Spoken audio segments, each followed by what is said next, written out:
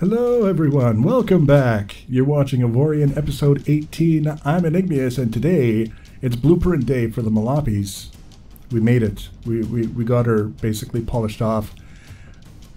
I spent a fair bit of time scooting around in survival, getting a feel for the ship and what it was capable of and what I would like to change, and I made a lot of changes. I made a lot of upgrades. I gathered a lot of resources and got the ship to a place where I'm really quite happy with the way that it's performing for what it is.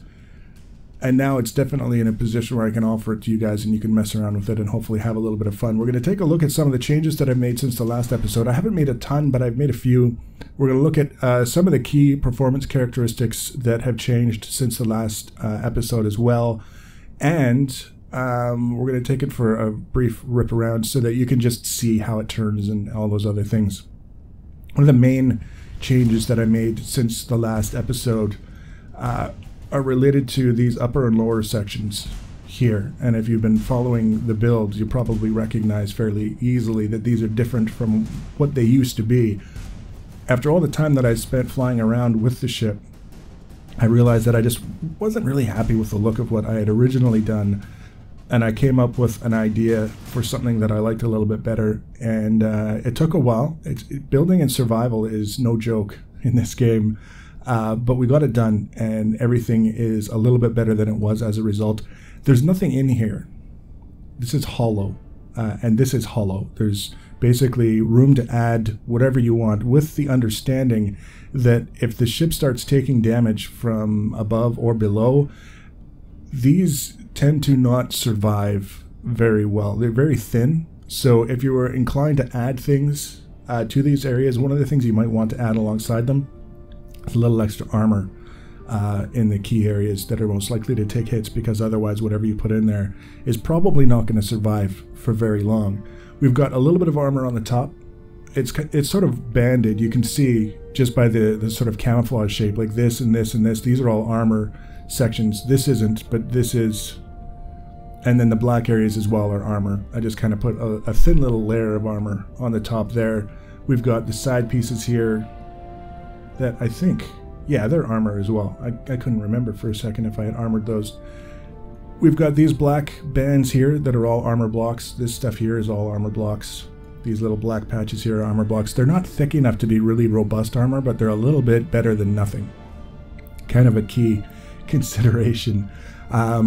The hard points up here, these were actually originally split in two. You can see we're in match mode so that we can kind of get a feel for the thickness, and you can see here, just like these pieces on the end, these parts back here used to be split in two, but I highlighted as the final thing that I did before declaring the ship complete. I highlighted the whole thing and I merged a few times just to kind of bring everything together, and as a result these hard points are a little bit thicker, so they're a little bit more robust. But what I had originally kind of had in mind is that they would be split into like these front ones, so that you could put a turret up top and a turret underneath on this hard point, and they would be detached from one another. So if one portion got destroyed and the turret went with it, you'd still have the one on the other side. Either way, what I can tell you is that I spent a certain amount of time scooting around the first handful of sectors, got in more than my fair share of fights, and the ship took its fair share of beatings.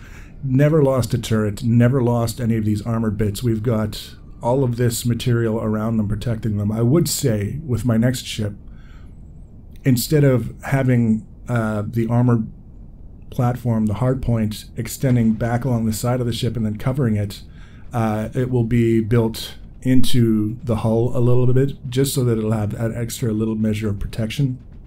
But the whole idea was to have a fairly large armor block with only a very small amount sticking out where it could be hit immediately, and then have the turrets on top of that just to kind of protect them. We also have on top here this section here. This was originally armor, iron armor. I'm trying to get rid of it. Stupid. There we go.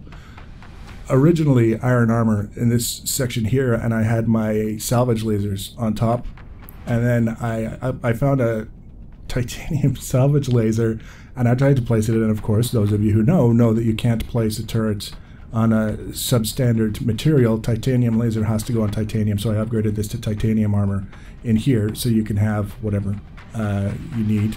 And then, of course, another hard point over here. So you've got room for a certain amount of weaponry, a certain amount of gathering stuff, and of course the option to edit and modify whatever. If you need more space, you can do that. This section here has some of the thrusters, and down here as well. I wouldn't call the ship especially maneuverable. It's a lot better off than it was originally. We don't have a lot of thrusters because I realized that by and large they're just not that good. Whatever I was trying to accomplish with thrusters, I always felt like they weren't really contributing much given the amount of space that they were occupying. So I still have these thrusters because they help with roll and some other characteristics, but most of the maneuverability now comes from gyros and inertial dampeners that are inside the ship. The overwhelming majority of the critical systems are inside the ship. Generators, gyros, inertial dampeners, crew quarters. There's a tiny bit of cargo space, but very, very little. I realize now, flying around and being warned so many times, that the things I was flying close to were too large to fit in my cargo hold, that whatever I do with the next ship, if we want cargo, we're going to have quite a bit more space. There's also, if you wanted, quite a bit of space on the inside, and I'm kind of loath to go in here and look around because there's no lighting. But suffice it to say, there's a lot more room in there if you wanted to add stuff before you had to start thinking about adding them in exterior locations just for the sake of jamming them somewhere. You probably won't get to that point with this ship where you need to do that. Everything can go inside that you decide you want to add. Additionally, one other thing, the main thing that was a problem with the ship in the last episode was the braking thrust. And that was as a result of me trying to get braking thrust out of directional thrusters and thrusters. I think we peaked out at less than 3 meters per second braking thrust on this ship. We had a constant warning up here telling us that our braking thrust was crap. When I started putting in the inertial dampeners, it came up pretty solidly. We're up to 45.5 meters per second squared, which means when we get up to speed, even with boosters, we can kind of go as fast as the ship will allow us to go. A group of alien ships warped in. Always with alien ships and the pirates. Back and forth, non-stop. See, we're still accelerating, and I think it has a lot to do with the crew, how fast we could end up going, because in the survival sort of scenario where I was testing it after the modifications that I made, we were up to 1,300 plus meters per second with full boost. So that was something to consider. And then you saw it didn't take too long for us to slow down. Once we get up to top speed, now that we've got the inertial dampeners in place, we can just sort of let off the keyboard and slow down at a fairly reasonable rate. Whereas previously, if I wanted to slow down at all, ever, I pretty much had to flip around, do 180 degrees, and thrust in the opposite direction. Not the best kind of scenario if you're wanting the ship to be maneuverable. One of the things I found is because I put some salvaged turrets on the ship because I wanted to try see what the salvaging was all about and whether or not it was helpful or effective. And consequently, if I wanted to do any mining, I would bring this ship close to the asteroids that I wanted to mine, and then I would hop into my drone and go around and do the mining from there, because I just couldn't stop in time. And even if you aim so that if you sail right past your target, you Google past it, you don't actually collide with it. That would be one smart thing to do. But even doing that as a safety measure still doesn't mean that you're going to stop anywhere near the asteroid that you had in mind, when your only real option to stop is to flip around and hit the thrusters. So that's less of an issue now. And it was definitely, talking about the things that we learn as we go. My next ship is going to have an improved emphasis from the very beginning on inertial dampeners and being able to stop much, much quicker. Because that's one thing that this ship doesn't really seem to do especially well, is mine. It just needs to be a little bit more maneuverable. But you can see, if you want to flip around to do a 180, it doesn't take too long. For a ship of this size, I don't think it takes an outrageous amount of time, although I don't really have a huge frame of reference to be comparing it to, so I'll leave that up to you guys to decide for yourselves whether you like the maneuverability or not. Personally, see, we're going a certain speed, And in this case, you can see we aren't even fully turned around 180 degrees, and we're basically stopped because of the inertial dampeners. So it's working. The system is working. So there'll be a screenshot on the blueprint page, as you know, Steam lets you have all these images that will have the ship's critical specs based on a full crew complement, so that you can review it on your own and kind of decide what you can live with, what you can't, and whether or not you want to try and modify it. Otherwise, it's there. The link to the blueprint listing for this ship will be in the information box below the video.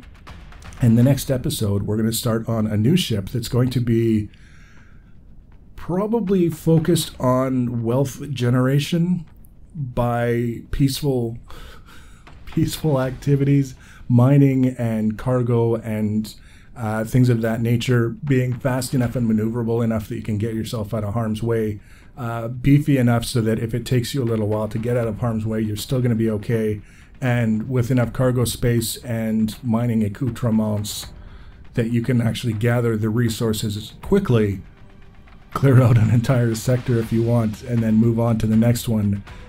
We need to be increasing our production of resources, the acquisition of wealth, so to speak, in order to keep up with our builds if we want to be testing them in survival. So that's why I want to focus the next build on something a little bit more basic in function. And then once we get that one done, it would only make sense that we focus something on something of a little more warlike sort of specialty. So if you want to be notified about the next and future episodes in this and other series, the easiest way to do that is to subscribe to my channel and or follow me on social media. Links for social media are always in the information section below the video. Feel free to leave your comments and feedback. Thanks for watching, guys, and take care.